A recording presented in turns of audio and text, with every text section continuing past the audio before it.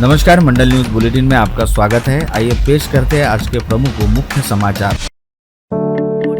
आगामी 2 दिसंबर को जिले की 10 नगर परिषदों व 2 नगर पंचायतों ऐसे 12 स्वायत्त निकायों में नगराध्यक्ष पदों सहित कुल 278 सदस्य पदों के लिए चुनाव होने जा रहे हैं। इस चुनाव हेतु भाजपा ने सभी 12 नगराध्यक्ष पदों के लिए पार्टी के कमल चुनाव चिन्ह पर अपने अधिकृत प्रत्याशी खड़े किए हैं, जिन्हें युवा स्वाभिमान पार्टी ने अपना खुला समर्थन देने की घोषणा की है। वही सभी निकाय क्षेत्रों में युवा स्वाभिमान पार्टी ने कई सीटों पर अपने प्रत्याशी खड़े किए हैं। ऐसे में उन सभी सीटों पर युवा स्वाभिमान पार्टी द्वारा भाजपा प्रत्याशियों के साथ मैत्रीपूर्ण संघर्ष किया जाएगा और सभी निकायों में नगराध्यक्ष पद के लिए युवा स्वाभिमान पार्टी के पदाधिकारियों द्वारा पूरी ताकत के साथ भाजपा प्रत्याशियों हेतु काम किया जाएगा। इस आशय की जानकारी युवा स्वाभिमान पार्टी की चुनावी कोर कमेटी द्वारा आज यह जारी प्रेस विज्ञप्ति में दी गई।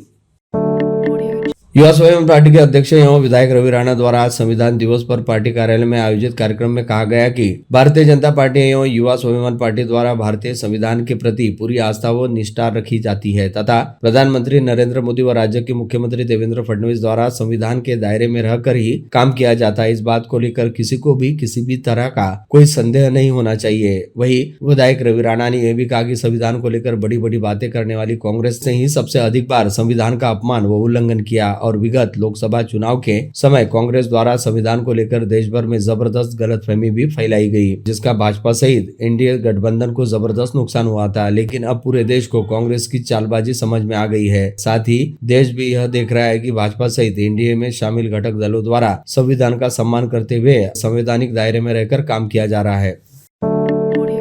उप मुख्यमंत्री और राष्ट्रवादी कांग्रेस पार्टी के अध्यक्ष उप मुख्यमंत्री अजित पवार ने अकोट में आयोजित चुनावी सभा के दौरान सभी धर्मों और समाज को साथ लेकर चलने की विचारधारा को महाराष्ट्र की परंपरा बताई और इस पर आगे बढ़ने की प्रतिबद्धता दोहराई। भाषण के दौरान उन्होंने अकोट शहर की बदहाल स्थिति का मुद्दा उठाते हुए भाजपा पर नाम लिए बिना अप्रत्यक्ष कटाक्ष किया। उल्लेखनीय है कि इससे पहले अकोट नगर पालिका पर भाजपा का ही शासन था।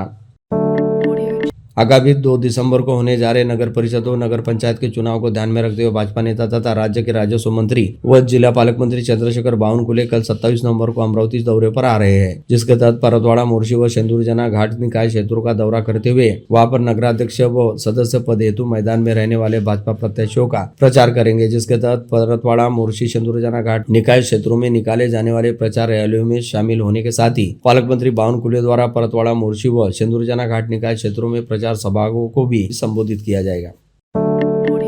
गत रोज धानी नगर पंचायत व चिखलदरा नगर परिषद के चुनावी मैदान में रहने वाले भाजपा प्रत्याशियों का प्रचार करने हेतु धारनी शहर में भाजपा द्वारा आयोजित प्रचार सभा में हिस्सा लेने खुद राज्य के मुख्यमंत्री देवेंद्र फडणवीस पहुंचे थे, जहां पर सीएम फडणवीस जैसे ही अपना भाषण खत्म करने अगले दौरे पर जाने हेतु निकले, तभी सभा में मौजूद भीड़ में से एक महिला ने ओ देवा भाव इधर आओ की पुकार लगाई और सभी उपस्थितों का ध्यान उस महिला की ओर चला गया। जिसके बाद पुलिस सुरक्षा के घेरे की परवाह किए बिना सीएम फडणवीस खुद उस महिला के पास पहुंचे और उससे बातचीत की, जिसने सीएम फडणवीस के साथ जुड़ी बचपन की यादों को साझा करते हुए बताया कि वह देवा भाऊ को एक बच्चे के तौर पर अपनी गोद में खिला चुकी है। यह सुनते ही सीएम फडणवीस ने सुमित्रा भलावी नामक उस महिला के साथ बड़ी आत्मीयता पूर्वक बात की और उसके द्वारा उठाई गई समस्याओं को ध्यान पूर्वक सुनने के साथ ही उन समस्याओं को जल्द से जल्द हल करने के संदर्भ में अत्यावश्यक दिशा निर्देश भी जारी किए। इस समय सुमित्रा भलाई नामक महिला ने दुपट्टा और श्रीफल प्रदान करते हुए अपने देवा भाऊ के प्रति अपना स्नेह प्रदर्शित किया।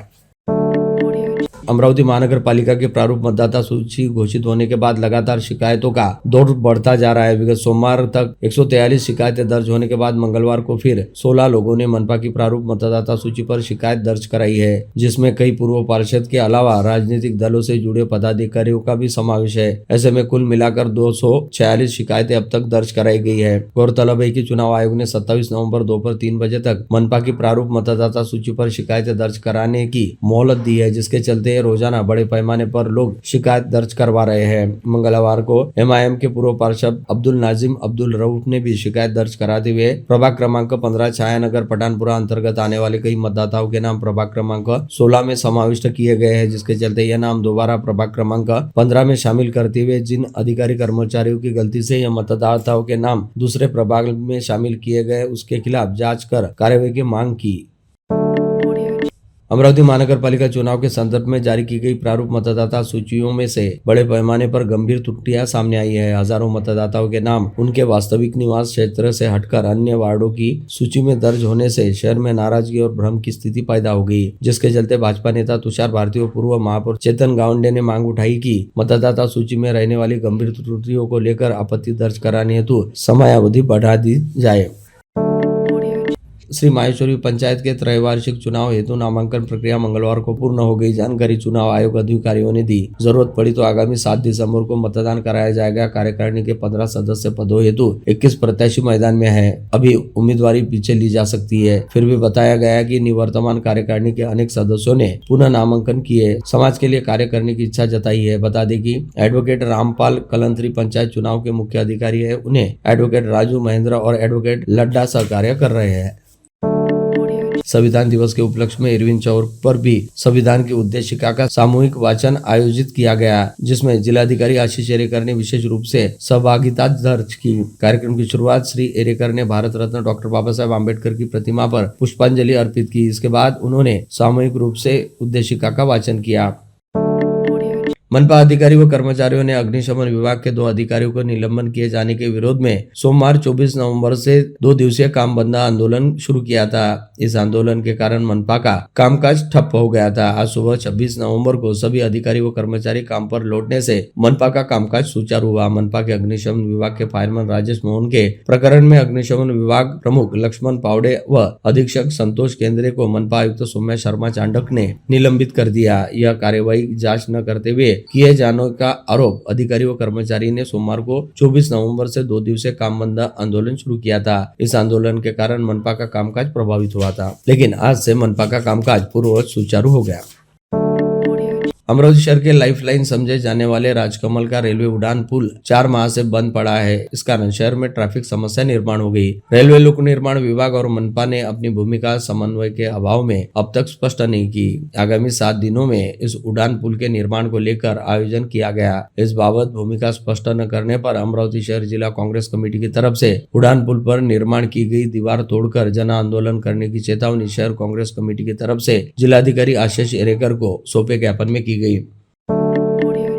जन्म मृत्यु प्रमाण पत्रों के लिए झूठे दस्तावेजों के कारण 962 आवेदनों पर बीजेपी नेता किरीट सोमैया द्वारा की गई एफआईआर दर्ज करने की मांग के संदर्भ में अमरावती एडवोकेट्स फोरम आज ही जिलाधीश के पास यह विनती लेकर पहुंच गया और इस मामले में एफआईआर न किए जाए एडवोकेट शोएब अनवर खान और एडवोकेट फैज कदीर खान के नेतृत्व में फोरम का शिष्टमंडल कलेक्टर ऑफिस में अधिकारियों से मिला। 4 पेज का निवेदन इस समय उन्होंने सौंप दिया।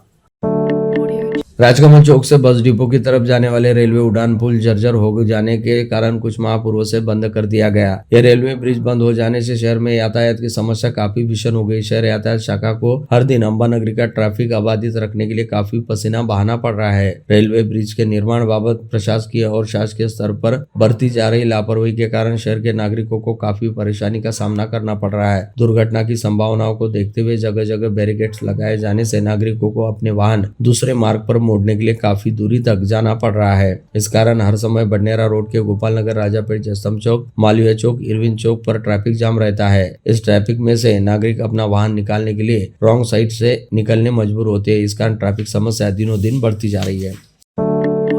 विगत 2, 3 व 4 मई को अमरावती में आयोजित all India federation cup kabaddi स्पर्धा में भारतीय महिला कबड्डी टीम का चयन किया गया और अमरावती से चुनी गई इसी महिला टीम ने अब महिला विश्व चषक कबड्डी स्पर्धा में शानदार प्रदर्शन करते हुए विजेता पदक हासिल किया, जिसके चलते महिला कबड्डी वर्ल्ड में भारतीय महिला कबड्डी टीम द्वारा हासिल की गई जीत को लेकर अमरावती के क्रीडा जगत में जबरदस्त खुशी की लहर देखी जा रही है। भारतीय महिला कबड्डी टीम की इस ऐतिहासिक जीत पर amateur kabaddi federation of India के महासचिव जितेंद्र सिंह ठाकुर ने महिला कबड्डी की टीम, सभी महिला खिलाड़ियों सहित प्रशिक्षक वर्ग एवं चयन प्रक्रिया में योगदान देने वाले सभी का अभिनंदन करते हुए उन्हें अपनी शुभकामनाएं भी दी।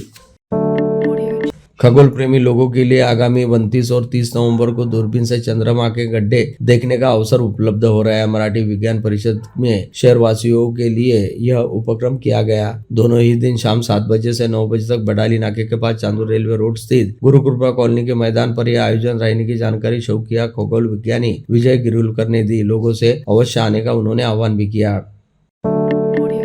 दरियापुर के नगर परिषद चुनाव के मुहाने पर दरियापुर के सैकड़ों आदिवासी फासे भारतीय समाज बंधुओं ने विधायक प्रकाश भारसागड़े पाटिल पर विश्वास दिखाते हुए उनके निवास स्थान पर पहुंचकर भाजपा में प्रवेश किया। इस अवसर पर समाज बंधुओं ने नगर परिषद अध्यक्ष पद की उम्मीदवार नलिनी भारसागड़े व नगर सेवक पद के उम्मीदवार को अपना समर्थन दे दिया।